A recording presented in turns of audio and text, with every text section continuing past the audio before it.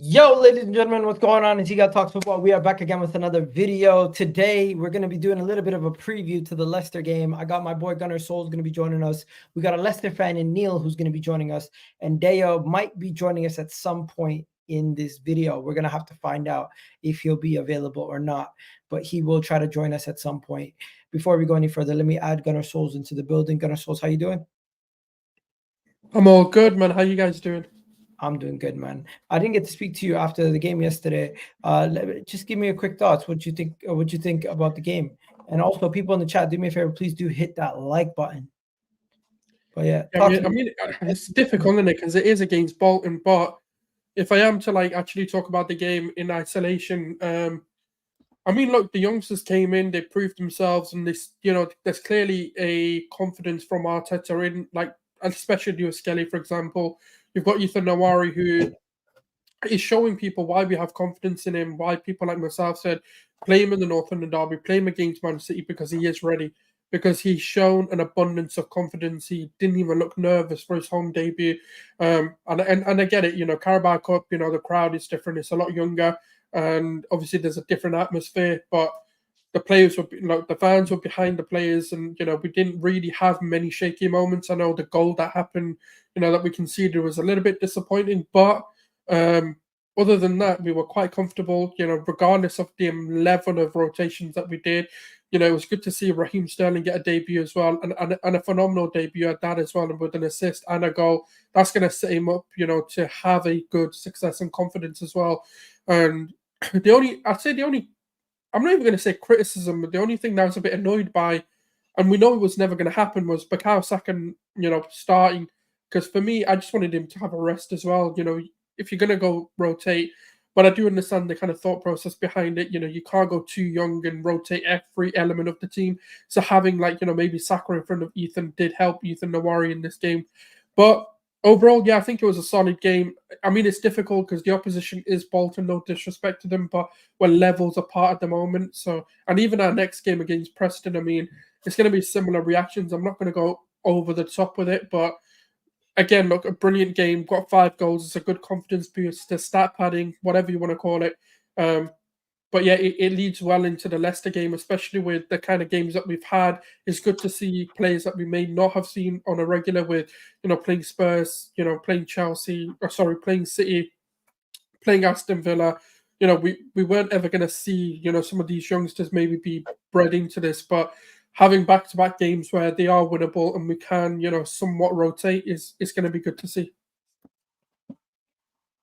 Bro, it's just nice to have a win under our belt, not really having to stress, and a 5-1 win also with a bunch of academy kids. It was really nice to see. And I did do a whole video on that yesterday, so you guys can go check that out. I'm not going to spend too much more time on the Bolton game. But what I will speak about is Ethan Nwaneri's readiness to be playing in this team. Gunnar Souls, do you think Ethan is now ready to start versus Leicester, perhaps? And do you think Arteta would start him versus Leicester off the back of that performance? Because I do think he's ready. He would be somebody who could play in that position. And I know Trossard's suspension, he's back now for this weekend, but I would rather just play Ethan in that position in the 10 rather than play anybody else in the team. Go at home versus Leicester, we have enough quality, and I think he is ready to play in the Premier League. His debut for Arsenal, scores 2 goals, has a really good performance. I know it's against Bolton, he's in what, League 1 or League 2? I forget which league they're in, but whichever league they're in is way down there. Leicester's obviously much more quality, but I do think Ethan, especially the way Leicester are playing this season, I think Ethan could give us a game, and I think that we'll have enough quality to still beat Leicester, even if we play with Ethan. I think he's ready, bro. Do you think he's ready? Yeah, look, I called him to play in the North London derby. I've called for him to play against Man City. So, playing against Leicester's a no-brainer for me, especially now that he's got... Was he substituted? No, I don't even think he was substituted. So he's had a full game under his belt against, Bolton. He's integrated well. He's been training with the team. He's obviously had pre-season with, let's say, the majority of the squad. There were obviously the international players who weren't a part of the pre-season setup, but he's integrating well. He seems to be clearly, liked by the players and the senior players and the senior leadership team as well. when they come out and talk about him, they've got a sense of confidence and faith, especially in him. Obviously Lewis Skelly's not far behind that either, but in terms of like who the players want to play and trust, it is Ethan. They're shouting for him to get an opportunity. With Martin Odegaard being injured, there's no better or prime time to give this kid an opportunity. Leicester's look, no disrespect to Leicester, but even with an Ethan being integrated into the team, we should still be way strong enough to not really worry about this game. And I think naturally having someone like that, he reminds me a bit more of ESR than he does Odegaard, in a sense of he's got that drive in him, he can dribble, he can play in that sort of, he's not a break the lines. We've not seen it yet. We haven't seen that sort of Odegaard pass or that killer pass being made, but that's what we need. That's what we're missing. Someone who's naturally gifted in the midfield, rather than trialing like a Havertz and Trossard and, making do with players who can do a job. Well, we know Ethan can excel there. So I think that's what we need to start seeing. And it also will help Bukayo Saka as well in his game, because he'll have a natural 10 behind him, someone who can, help him create, someone who's another outlet to play. But also one thing that I wanted to point out as well, I mean, it's Bolton, so it's difficult to like highly praise anyone, but his movement, his ability to find space, his ability to, read out danger and actually, on the rebounds, being ready, to pounce on those opportunities is something that we miss, because Odegaard's really good at it, especially in the bigger games where, like for example, Tottenham game, the United games, where he susses out these opportunities and sometimes breaks the deadlock for us. So that's the kinds of elements that I want to see in that midfield, and I think Warriors should be playing, and I'll be highly disappointed if it doesn't start. All right. I wanted to talk about this also. Did you see this? 2 years ago, when he made his debut on the 20th of September, during the game against Brentford, Jason Cundy came out and was very, very, very insulting to Arteta and said that it's a real poor decision. It's self-indulging from Arteta. And Arteta, he didn't hold back in saying Arteta's decision to play Easton Nwaneri and make him the youngest player in Premier League history ever was to boost his ego. These are the kind of things that people were saying when Ethan first got his opportunity against Brentford in 2022, 2 years ago. Look, I mean, the comment in itself may not actually be wrong. Obviously, in hindsight, we can look back at it and go, well, he didn't do it for that purpose. And obviously, we know Arteta, look, there is going to be an element of pride to want to play the youngest player in the Premier League, to breed that through. We haven't seen him since. So, look, I don't really read into what other people need to say about the club. We just need to be happy with where we are. We know an element of this is because we bite a lot, and as a fan base, if you want to have clicks and views and you want to get your name out there and become relevant, just trigger Arsenal fans. It's the easiest thing to do. I would do it for relevancy as well. If I wanted clout or if I needed money, I'd do the same thing. So it's our own fault. I always say, look, these criticisms are only coming because of our fan base. We have no one else to blame but the fact that we jump on these. Now, whether it's true or not, or whether because even at the time, look, there is an element of truth to what Jason was saying at that time, because he wasn't bleeding any youth and he wasn't really playing them. And we never seen Ethan again after that. So we know Ethan was going to break through and he was going to be one of the academy prospects that he wanted to bring through.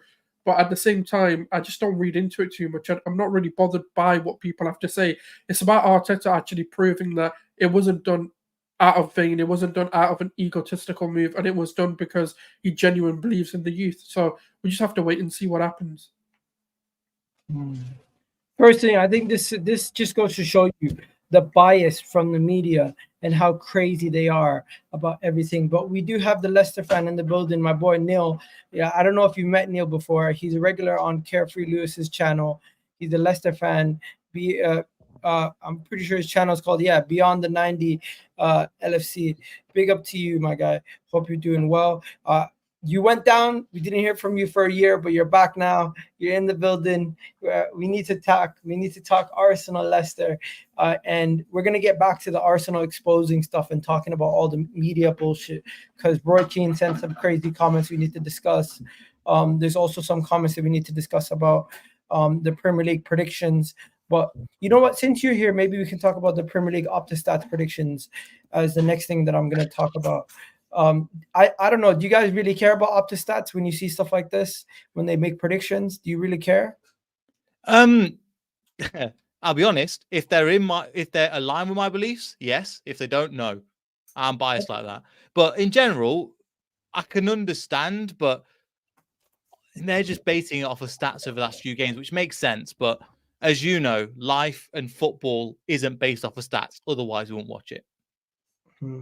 Okay. What about you, Souls? You don't care about Opta stats? Bro, if I wanted to watch teletext, I'd watch teletext and I'll listen to the radios. If I actually want to watch football, I'll watch it.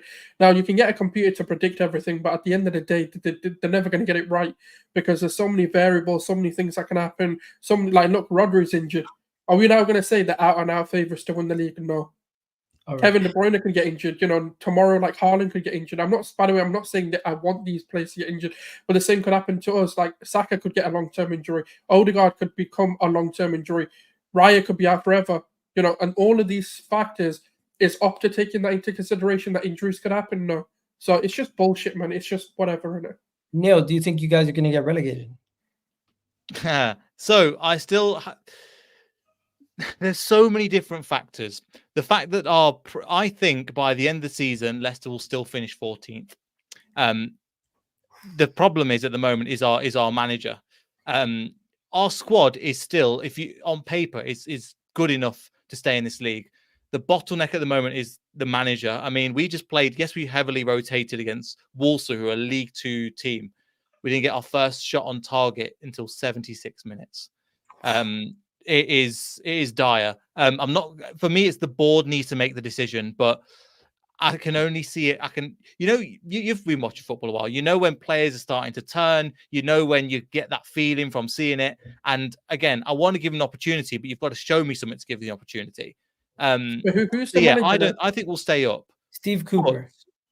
Cooper. That says that face. You know what? We're going to talk about Steve Cooper in a second. We're going to talk about Steve Cooper in a second. The reason why I was mentioning it is because Opta have Leicester as 19th on the table based on expectations coming out of so far what's been played. With Steve Cooper, that's not a bad prediction. I mean, I'm surprised they didn't put him 20th, to be honest, but yeah. No, the good thing is they're not getting a points deduction, Gunnar Souls. What's that? They're not getting a points deduction, so I don't even think that they may as well get a point reduction. Would it make a difference? Under this manager, no. But I think if we get a decent manager in, I hope if we keep him after a while, I think we're getting relegated. But I think if the squad that we have, the players that we have, we've got a good enough team to be even up there to finish 14th. I genuinely believe that. All right. So moving up to the top 6, they got Newcastle, Tottenham, Manchester United from 6, 7, 8. So you can imagine the only team you don't see here is Aston Villa. They're 5th. Chelsea 4th. Who do you think they have 3rd? So I didn't look that high. I was looking at Leicester. Liverpool. Do they have Liverpool? Yeah, Liverpool. Who do you think they have winning the league? City. Man City. By 10 points. No way. When was this done? Literally yesterday. By 10 points. By 10 points with no Rodri factor. What was it last season? What a dumbass computer. All right, fair enough. With no Rodri also. Yeah, but what was the points difference last year? And I was in the championship. 1 year, 1 point. No, nah. Come on. They're actually insulting us, I feel like.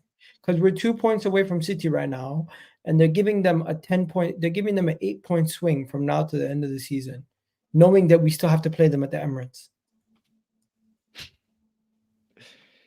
That is insane. Yeah, so that's why you don't like that's why you don't like that teletext and all that stuff. But personally, I just thought that was interesting. We should quickly touch on that. But let's get into the Leicester. Let's get into the Leicester Arsenal. Is Steve Cooper that bad? Like, is it really that bad with Steve Cooper? You're asking that question is just. One second. I heard a headline. Steve Cooper can't wait to think of anything worse than Arsenal's attitude. What the fuck is this? Oh, he's talking about the dark arts and stuff. What is he talking about? I have no idea what that means. It's the dark arts. It's the thing that the Premier League's every team in the Premier League's attacking Arsenal over. It's the time wasting. It's the that sort of. No. He's calling the Arsenal clash with Leicester a free hit. Yeah. I mean, that's Steve Cooper. I mean, are we really surprised? Like, not to. He's given up already. At this point, yeah, full disrespect to the guy. I don't really care to respect him, but he's just not that guy. Like, I mean, as soon as you said Steve Cooper, I was like, yeah, this is gonna be fun. Just play play the Carabao Cup team, and I'll still be confident. I didn't know it was Steve Cooper managing it. I don't know why I didn't even look at that. But these guys got a draw against Tottenham. It's like people are kind of respecting Leicester. Neil, is it really a free hit for you guys? Are you guys kind of like defeated already going to the Emirates? Yeah. This is a very different team. And also, if we had another manager, first of all, our record at the Emirates is shocking. What we won there once. I think it was like in the pandemic, we won there once. Big up, man. We're not, this is the thing. In terms of that, if you pull up our squad and the players we've got, our quality is there. We just need the right manager to unlock all that potential. I'll give you an example. Ricardo Pereira is a fantastic fullback. He's not played 1 minute of Premier League football because Steve Cooper's like, no, I don't. You're too attacking. He prefers wingers like Jordan Ayew, for example, to play a full 90 minutes. And we've got like really good players like Fatau, who's fantastic for us in the Championship and is going to go on to incredible levels. You've got players like Hermansen, who's a really good modern day keeper, but he's being played as a normal keeper, but his skill is with his feet, like a kind of David Raya player. So for me, it's really frustrating because we've got all these great attacking talents and they're being told to do the wrong thing. For example, attacking fullbacks are designed to they've been told to stay back. Midfield, like again, probably against Arsenal, it's not a bad idea where we're going to play 3 sitting CDMs. Basically, we'll play Harry Winks, Wolfgang Ndidi, and Oliver Skipp as our 3 in midfield. So they're just going to sit in and absorb all the pressure. But then they'll probably play Jordan Ayew. Again, not a bad player, but it's designed, for me, he's a player that comes on when you're winning 2-0 to try and defend out a game. So for us, it's just going to be kind of hold on for dear life. And as he's saying, the manager's saying that attitude, not we're going to give it a go. He's already going, wow, there's nothing we can do. It's like, well, yes, but we've still got a decent enough squad. If I bring up the squad, you'll be surprised at the amount of talent in the team. I know people have said, oh, yeah, Leicester City we've not got that much. It's just that defeatist attitude. I'm like, yeah, I'm not. Ego, you've known me. I know I'm not going to say, yeah, we're going to beat Arsenal. But I was like, give it a go. Or at least set up resolution, try and hit on the break. We'll set up resolution and then we'll hit it long, give the ball back to you. I think that's what's going to happen. And that style, I think, works for how you want to play football. You'll have them as possession of the ball. We'll sit in, but when we get the ball, we won't know what to do with it. So I still think you'll win. But you guys I've seen a stat, and I know, Souls, you hate stats, but this is an interesting stat. When it comes to finishing, expected goals to goals that you scored, you guys are like one of the best finishers in the league. Chelsea, Arsenal, you, and Man City. It's weird. That's because we've created so little. Oh, yeah. And that's because we've got the likes of Jamie Vardy. So if you compare that number to even people below that, we're on 4. We go all the way up to Wolves, who are bottom of the table, who are above us. We have the lowest, or again, Ipswich have the lowest XG, but we are the lowest. It's because we've got clinical finishers in the likes of Jamie Vardy. Is this just in the Premier League? Yeah. Jamie Vardy scored from a corner. We've got a couple of goals, but it's nothing really to shout about. But as you see, XG wise, we've not created a lot. Yeah, and we are the team that limits teams to the least amount of XG, but we'll give you shots. But we like, for example, Man City last game, they had 33 shots, but they were limited to less than 2 XG. Mm-hmm. Yeah, I think you'll do that to us. You'll suffocate us, and that's what I said. From my prediction, you're going to have a lot of the ball. We're going to get the ball, and I wouldn't be surprised if we didn't have a single shot on target. Really? Yeah, I won't be surprised.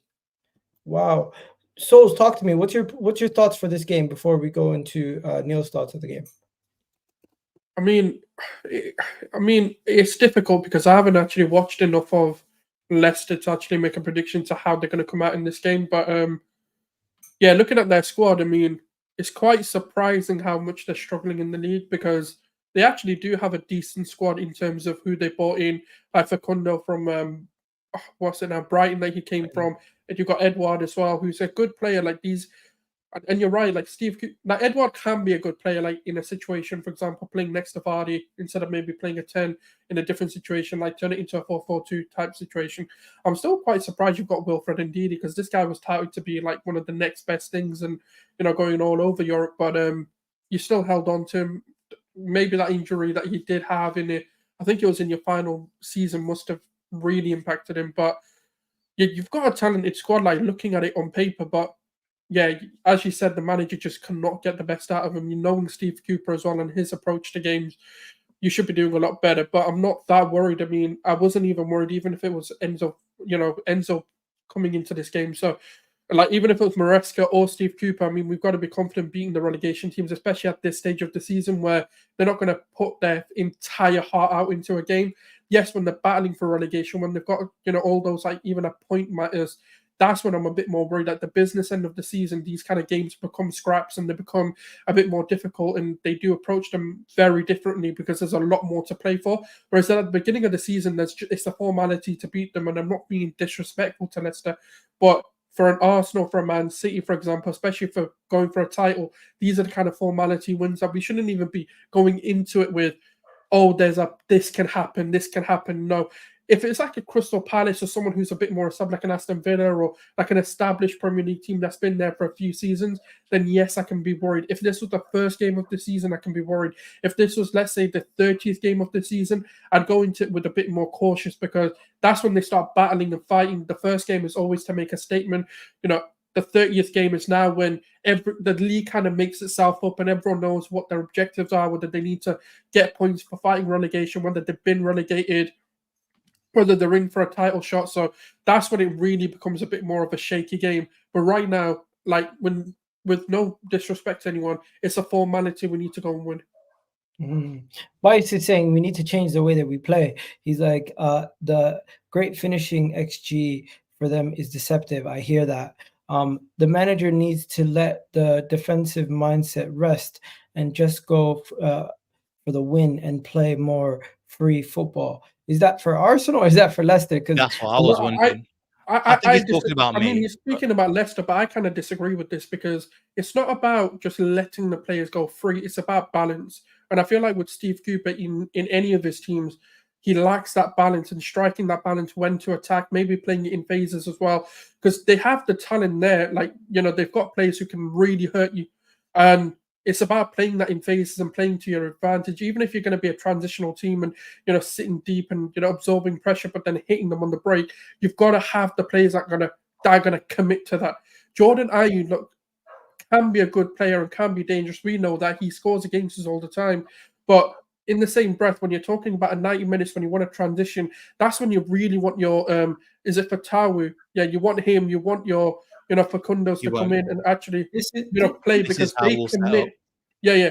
But this is where the problem I have with Steve Cooper. Like, with the team that you guys have, you should be committing more attackingly to the transitions.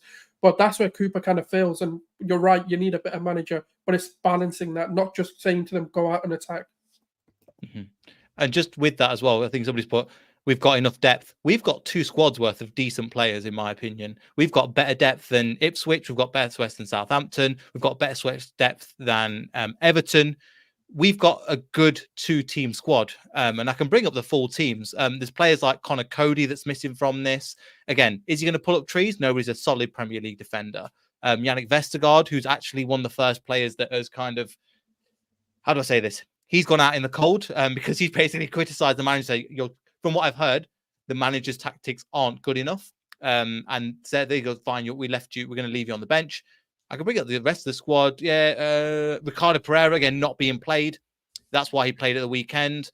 Harry Winks, Oliver Skip, decent Premier League defenders can keep them in the air. Buonanotte's there. El Canus is a really good player. Wilfred Ndidi's a really strange one because last year he was playing as like a high 8 and he was great in the Championship. But he's an all-round midfielder I think he's like one of the top 5 assisters in the Premier League. Might need to check that, but he's got one of the top assists. And bearing in mind, as you said, we've created nothing. Our XG is shocking. I'm not a massive fan of XG, but again, Jamie Vardy is just a man that can get a goal out of nowhere, and I'm surprised that people haven't mentioned him yet. Still, again, yes, he's getting older. Yes, he'll only play 60 minutes, but he's can score goals, and he's still got that instinct time that is just brilliant. A couple of other examples. We were 2-0 up against Crystal Palace. We ended up drawing the game 2-2. We tend to go behind in games quite a bit. I'm not expecting anything against Arsenal. But yeah, I think in this game, I don't think we'll have anything. But I imagine this is the lineup we're going to come up against. So what's happened to Hamza Chowdhury? Like, because he was touted to be like a very talented up-and-coming player, but I've not heard anything. I personally used to absolutely love him because when he came into the team, he was electric for us. Really passionate, really give everything, run after the ball, get it, give it. He's just not good enough, in my opinion, for Premier League football. And I love the dude because, again, somebody that grew up here watching and wanted to see like a British Asian footballer come through. I just don't think he's good enough. And it pains me to say, but just being honest, and he's not good enough. He was our worst player in the Championship last season. Yes, we had a good squad, but I don't. As a bit part player that can come in and do a job, sure, but I don't really rate him to start or maybe to finish when we have 10 minutes left. All right. 1 second. Let me just show you what our team is going to look like. As I think this is the team we're going to go with. Gunnar Souls, let me know what you think about this team. It's going to be Raya, Timber, Gabriel Magalhaes, Saliba, Calafiori. The same back line versus City. You're going to have Rice, Partey, and Ethan, Saka, Havertz, and Martinelli. And if Ethan doesn't start, you just replace that with Trossard. Souls? I personally play Jesus instead of Martinelli in a game like this. Why Jesus? Jesus did kind of stunk it up offensively. Like, he played well, but no, he did not. Look, okay, if he stunk it up, what's Martinelli done? No. I mean, in the sense that he answer that question, Igal. Come on, let's not be disingenuous. Like, if Jesus stunk it up, what's Martinelli been doing? He got an assist for City. Yeah, but Jesus played it. Yeah, but what has Martinelli been doing? Has he not been stinking it up? Yeah. To a certain degree. All right. Okay. In that case, okay, fair. And as long as you're consistent with it, I'll take it.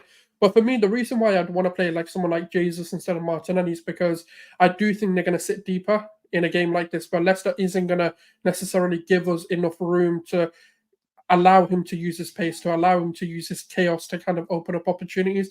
I do think Jesus, with his close control and his ability to manipulate the ball, is going to actually help us in these low blocks.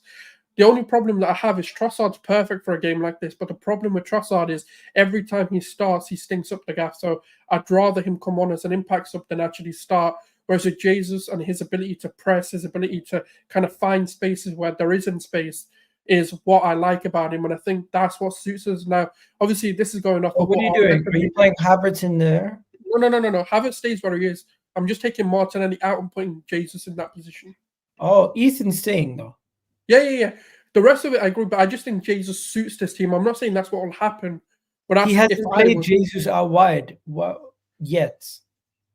No, but he has in the past. That's what I'm trying to say. But I mean, we could keep it like this, but I'm just giving you my thoughts on the team. I feel like Declan Rice and Thomas Partey both aren't needed for this kind of game. But the problem is we don't really have much available. So with Ethan in the team, I want the stability of a Partey and Rice.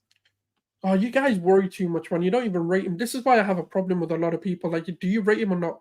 Because the reality is Declan Rice and Ethan and another midfielder is still more than capable to handle a game. Jorginho again? I don't think Jorginho gets another 90 minutes. No, that's what I just said. Like, because we don't really have anything, I understand why we're picking this. But personally, I don't really want to see both of them in a game like this.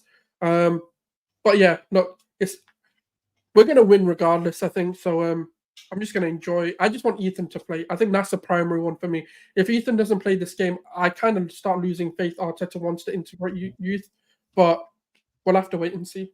Yeah, and I know Neil's got to go in a minute, but Deo's just joining us as we speak. Let's kind of give our predictions before we move on to the final topic as Deo gets himself set up. Souls, what do you say in score prediction? Because it seems like everyone's just saying Leicester has no chance. They're going to lose convincingly. Well, I don't know. With prediction, it's what I want to see more than what I actually think is going to happen. Okay, what do want you want to see, and Yeah. what do you think is going to happen? Give us both. I want to see another like a Bolton scoreline, and that's not to put Leicester down, but we kind of need to stat pad a little bit, and we need to get our goal difference just in case it does come down to it. So for me, I want to see a clean sheet, because if David Raya or Neto play, I feel like that's still good enough. So my score prediction for this game is going to be 4-0. 4-0. What are you saying, Neil? 2-0. 2-0. Run us I through don't think your we'll create thoughts. much. I think it'll be 2-0. Run us through why you think it's 2-0. I don't think we'll create much, but at the same time, I think you'll struggle to get through a midfield that can be quite tough and quite battly. I don't think you'll. Again, I could be wrong. It could be an absolute. We could absolutely sail through. But I've got a feeling that we're going to ride the wave. We're going to hold it out, but we're not going to create anything at the same time. We're going to put more in defence than we are going to be going forward in attack. But I think we are resolute, and against a bigger team, we are actually decent. The problem is we come against the Evertons. Everton, they had more XG than us, and we give them the first point of the season, for example. Our season is not going to be made on the likes of.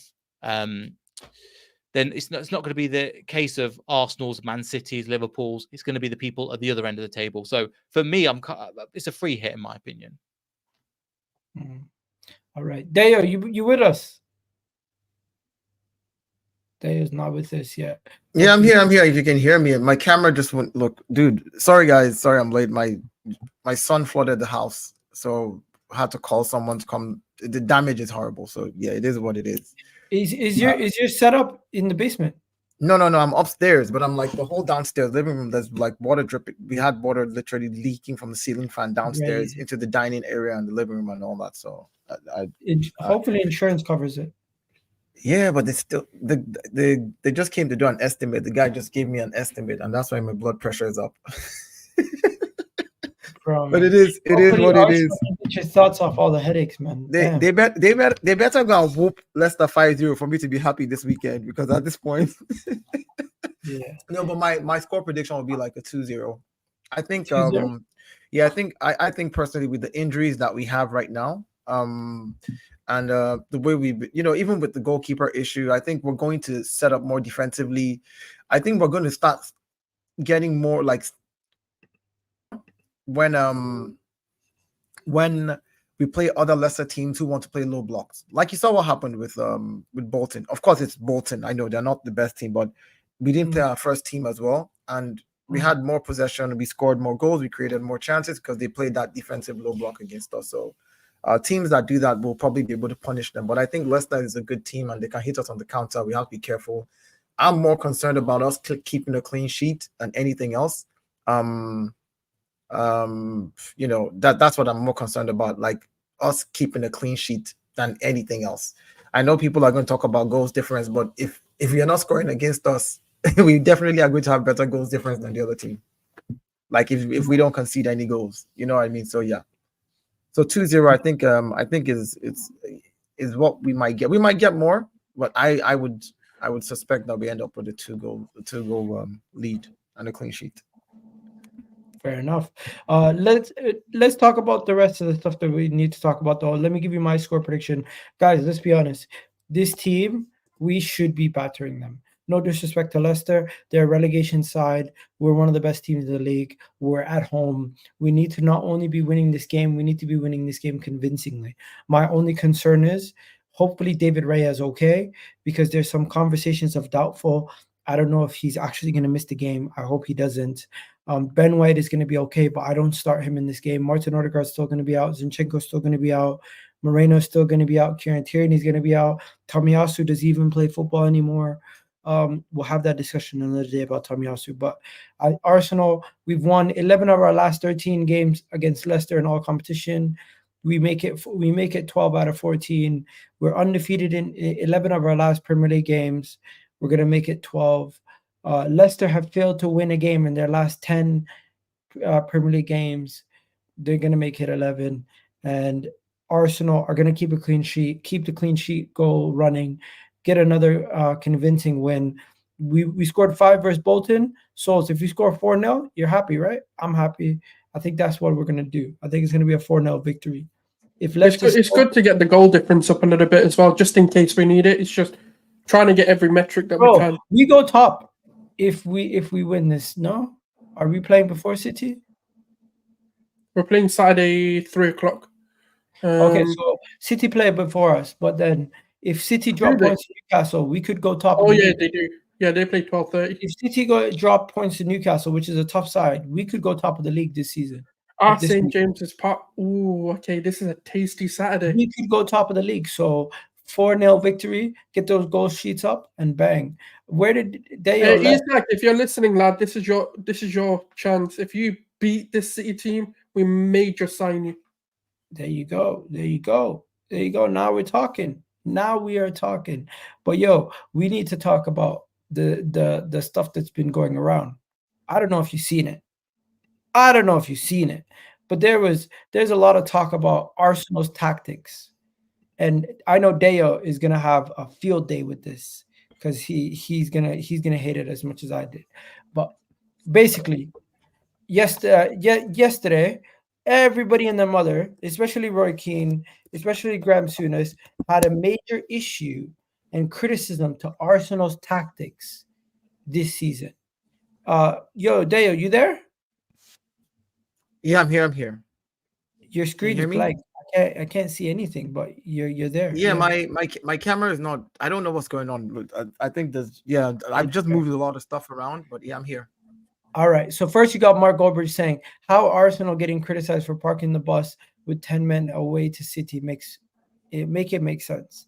Then you have Roy Keane coming out and having a whole thing where he said Roy Keane on how bad Arsenal were against City. If Tony Pulis, Sam Allardyce, Steve Bruce, Neil Warnock set up a team like that in the second half, they are dinosaurs. But when Arsenal do it, it's called brilliant. It's concentration levels. There was an incident when Ben White kicked it out of play. Declan Rice a couple times kicked it up the pitch. Arsenal were taking we're talking about Arsenal, not a championship team in the FA Cup that's hanging in there. And his main point was the way that we approached the way that we played was dinosaur-esque or Tony Pulis-esque or Sam Allardyce-esque. And I just think this kind of quote from Roy Keane is like, I feel like he's going on Twitter and trying to find the most sensational post and reiterating what they say. What do you think? Roy Keane is on crack, man. You guys, I've finally concluded. This is the problem with the hate for Arsenal. It is a problem. Like, do you remember this same group of people last season said Mikel Arteta does not know how to play any other way except one way. Mikel Arteta, Arsenal only plays one way. This is why they're losing games. This is why they're going to lose. They don't know how to adapt. They don't know how to, to change. Do you remember this from last season where Mikel was called the one-trick pony by this same blockhead? Look at the shape of his head. This same blockhead. Look at him. What does the shape of his head have to do that? Yeah, but it's true. It's annoying. And then this season, Mikel Arteta, in the first half, it's not like we parked the bus in the first half. We were 2-1 up. And then people are going to say, yeah, but you scored a set piece. But how did we get the set piece? By attacking and getting a corner. I mean, did we get a corner on our end? No. We got a set piece on their end, which means we attacked them. And that's how we got the set piece that we scored. Okay, fine. We come into the second half with one man down against who everybody calls the best manager in the world, Pep Guardiola, against the team that everybody calls the best team in the world, number 2, against the best team in the world at their home ground at the Etihad, against the best team in the world with the best goal-scoring striker in the last 4 or 5 years that we have seen right now in Erling Haaland, against the best team in the world with some of the Player of the Year awards, the Fodens, the so-called world-class players that they have. After all, these are the same guys that say Arsenal players are not world-class. Right? We're not world-class players, and we are one man down against a world-class team with a world-class manager. And then we park the bus to protect our lead, not to protect us losing, to protect our lead. and then they want to make it about, oh yeah, the style now. Man, they should take several seats, man. Several seats. Man, talk to me. Surely you have something to say on this. Well, what do you want me to say? I mean, look, it's got 1.7 million views on Twitter. You guys are reacting. He's won. I actually applaud Roy Keane for doing it, because if you want, like I said, man, if you want money, you want relevancy, and you want a job at Sky Sports, rattle the Arsenal fan base, and you'll become the favorite. Because that's what we are, man. We get riled too easily. We care too much. I don't give a fuck. Do I care? Oh, Roy Keane said something about my club. Oh no, shit. I don't care, man. I sleep happy knowing that. Hate me more. Give me hate. I love it. I love it when we're hated. I don't like it when we're loved. I'll be honest with you. Like, this isn't going to change my opinion on anything. I don't seek his validation. I couldn't care less. Roy Keane could come out and say Arteta's the shittest manager he's ever known. Good for him. Nice. Okay, cool. That's your opinion. I just really, really couldn't care less. Like, I don't like. Okay, cool. If he has a problem with us playing defensive football, all right, nice. Okay, what do you want me to do about it? And this is a problem though. With Arsenal fans have themselves to blame, because we're the easiest fan base to trigger. We're the easiest fan base to get a reaction out of. If you want any form of relevancy, and look, the overlap needs to do numbers, because that's what's going to keep them on that kind of platform. Yes, they're pundits and they're always going to have that sort of post-match and everything, but to keep the overlap alive, they need to have this and that fiery debate. And obviously, in some contexts as well, they do have, correspondence of fans there as well. Like, I know Clive's a part of it. For the Arsenal, there's people from like United View and stuff like that as well. Members of the AFTV were on there previously, so they need to have these sort of moments that they can clip and they can have, and boost their following and their social presence. So I'm not surprised by the comments. I kind of expect it, so it's the dumbest set of comments that I've seen. I'll give you another one that I saw again. Was what's this guy's name again that played for Manchester United? Graeme Souness. No, not Graeme Souness though. He played for Manchester United. What's that ginger looking? What's his name again? Oh, you're talking about Paul Scholes. Yeah, you know what he said? He said he's disappointed in David Raya because Arsenal let in an easy goal from Erling Haaland, and that was all he had to say about the entire game. Can you imagine? I'm like, of everything that happened in that game, you didn't talk about how we came back, how we clawed back from 1-0 down to. They're just a bunch. Yeah, it's tiring for me. I don't interact with it on Twitter. I don't respond to them. I don't retweet it. I don't like it. I just don't even bother, for me personally. But it's tiring, when we want to talk about. I mean, I don't care. Don't praise my team, but let's talk football. If you're going to talk about the football, talk about the football. There's one more thing though. So he also said they also call us cheats. Jamie said cheating. They're calling our tactics cheating. The dark arts, they're calling it cheating. The goalkeeper going down, wasting of time. They're saying that the coach is teaching this. And his exact words, you want to hear it? When you said that, you can have the headline. It's really. I've seen it loads of times. Watching the football I watch, you see it all the time. Yeah, the keeper goes down, and all of a sudden, all the 10 players with the manager getting attacked. That's what you do. That's just the way. Yeah, exactly what you do. Yeah, I'll tell you what. He's basically saying when Raya went down, faking an injury, Arteta was then training the players for the last couple of minutes to help to make sure. I'll give me a minute. That's what he was trying to say. But yeah, Souls, you got anything on this? Again, irrelevant people in my life telling me about my club. I don't really care. Like, if he thinks it's cheating and time wasting and all of this, look, at the end of the day, yes, it's an honest observation of what we're trying to do. Not necessarily the word cheating, but yes, we were trying to waste time and run down the clock. But at the end of the day, who doesn't? We're 10 men down. We're down to 10 men, sorry. We're looking to kind of just play the game out. Like, it is what it is. Like, deal with it. It's part of the game until they don't put rules in place where it's actually going against the game. Yes, I understand people want to watch football and entertainment and all of this, but we want to win. We want to win a league title, and if that's what it takes, that's what it takes. We're doing what we can. At the end of the day, there's moments where Fergie looks like he's cheated and taught his team. Like, do we not forget Roy Keane's tackle on Haaland's dad? Is that what Fergie's teaching them? So at the end of the day, look, I don't really care. I don't really care for what United play. Like, the hate was always going to come. These comments are always going to come. I expected that as we get better, they're going to, because remember when we were the banter era and how they were playing us down? Now they can't deal with Arsenal being good because they are the rivals. United, and especially these players like Scholes, even Jamie Carragher and Roy Keane, were all rivals of Arsenal because that's when our dominance period was when they were playing. So I'm not at all surprised, nor am I going to bite or respond. I'm not even pissed off. I kind of What about the expect questions of our mentality? Okay. Do you question agree with here- that comment? Basically, they're saying that we just booted the ball up, small team and small mentality, like a small team with a small mentality, and like the way that we played against Brighton. You can go at Brighton at home. You don't necessarily need to be as defensive. Against City, you're defensive. Your mindset was defensive. At home, against Brighton, he tried to say we did the exact same thing, which is bullshit. But there you go. I mean, do you agree with it? No, I think he's being So why do we sensational. care? Yeah, so why do we care? Exactly. So he's being such sensational.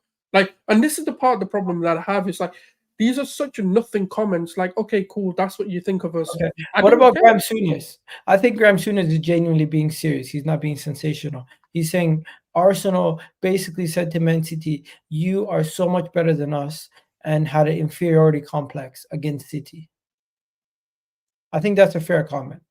I don't Isn't Graeme agree. Souness an ex-Liverpool, isn't he? Yeah. Yeah, are we surprised? I mean, he'd rather see his team bend over, be bitch boys for Man City, than actually compete. We competed. We did what we needed to do. 11v11, we were fucking whipping them. They couldn't deal with us either. 11v11. It's only when we went to 10 men that they even had an opportunity. This is the funny thing. Even in the first half, they weren't really matching City blow for blow. He's a fucking dumbass. Look, why are we taking the opinions of brain dead dumbasses? Like, none of these pundits I don't rate these pundits as brain dead dumbasses. Yeah, like Graeme Souness is the biggest dumbass I've ever come across. Like, yes, he's an ex-player, fair enough. Like, yes, you may have some form of credibility because you played the game before. But look at the comments he makes. Like, if you can find me one Graeme Souness person who actually rates Graeme Souness as a pundit, fair enough. I can't even find a baby that agrees with this guy. So, like, he's such a nobody in the I think pundits like Graeme Souness are necessary for these people to have talking points. That's pretty much it. He doesn't teach you anything. He just creates controversy. I wouldn't even say he creates controversy. Like, I mean, the only reason he's creating controversy is because you guys are biting and actually falling for his tricks. Like, I know, like, look, Arsenal basically, okay, cool. Well, I mean, you're an ex-Liverpool player. Like, I'm really not going to listen to, a team that were bitch boys for Man City that sat there bent over with 10 men and said, smack 5 past us. That he's a cook. That's all he is. At least with like Roy Keane, I can respect what he's done as a player. At least with Paul Scholes, I can respect him because he's one of the best midfielders we've ever seen. Graeme Souness had a better career than Roy Keane, no? Did he? I swear he won bare league titles and trophies with Liverpool. If he did, fair play, but not from what I recall. I swear I thought Graeme Souness had a spectacular career. Did he not? Man's 71 years old. He's pretty good shape for a 71-year-old. Just looking at his face and like he's not like overweight like some of those other guys. But he had in his time at Liverpool, Graeme Souness, just a quick history lesson for the people who don't know. Graeme Souness with Liverpool won the Champions League, won the European Cup 3 times. He won the Community Shield 3 times. He won the League Cup 4 times, and he won the league 5 times. He did his thing, bro. Fair enough. But either way, he's a dumbass pundit though. Yeah. And you know what? The reason why he hates Arsenal so much, he came from Tottenham's academy, bro. No, but it's not even that though, because he hated on Paul Pogba relentlessly as well. Like, even when it wasn't even it wasn't even his fault. But I mean, But the thing with Souness is you can't show me one Graeme Souness quote or thing that he said, which is like, you know what, fair enough. You actually know what you're talking about. Yeah, you know. Forget about Arsenal. I'm talking like beyond.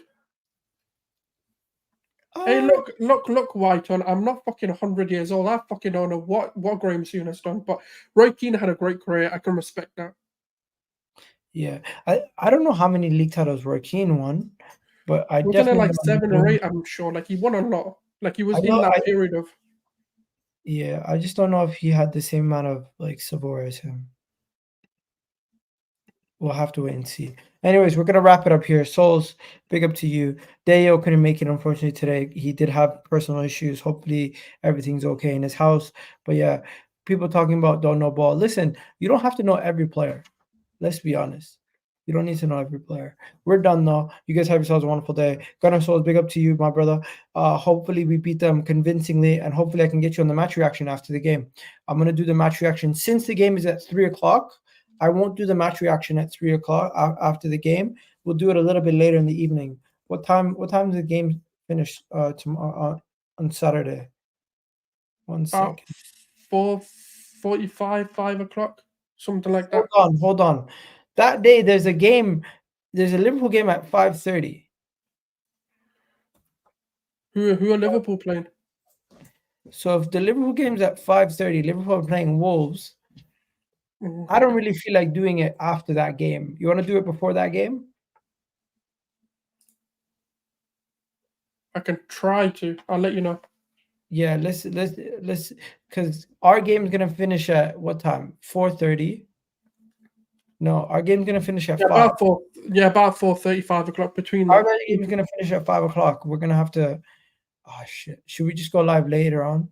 Go live like. Yeah, because Liverpool's gonna take up a lot of like the viewership away. Yeah, so we'll go live 7:30.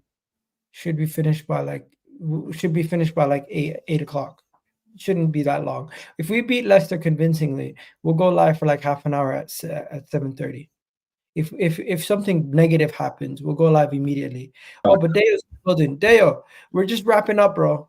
No problems, man. Sorry, I told them about this flooded thing, so I'm just still dealing with the guy who came to check it. Bro, and yeah, go deal with that. Don't worry about it. It's sorted. We'll catch you after the game. We're gonna win convincingly versus Leicester. We're just talking about Graeme Souness being an idiot. I heard all that part. Yeah, I just couldn't. Yeah, Graeme Souness is a cow. That's why he's where he is. He's a cow. Yeah, we'll wrap it up here. You guys have anything else to talk about? Because clearly you guys are not interested in the debate topics of trying to debunk these clowns. No, it's not that. I just don't care for what these pundits have to say.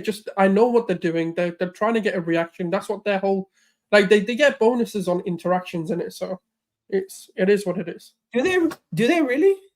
Yeah. If your show has more ratings than your episode that you're on has more ratings, of course you're going to get more money. If you get more views and more clicks and more views on a particular video, think about it, Igal. Let's say you and Souls do a show, and then I start talking smack, and that particular video does 10 million views, and then you get like crazy sponsorship. You make more. There's more money in your pocket, right? So you'd want to keep doing stuff like that, which is what these pundits do. They realized that they can farm on Arsenal. Before, they were bantering Arsenal a few years ago. They bantered us because they could curse us out and say we weren't good, we were this, we were that. Fair enough. Now we've moved to a club that is actually relevant and is seriously trying to challenge and seriously looking like a club that wants to win. They never did this to Liverpool. Yeah, because now they want exactly. But now they want to make it about things that don't even make sense. They never did this to Chelsea. They never did this to other teams. They do it to us because we react. Souls is right. Anyways, we're going to wrap it up here. You guys have yourselves a wonderful day. We'll catch you guys in the next video. Love for the love. And you already know what it is. Peace.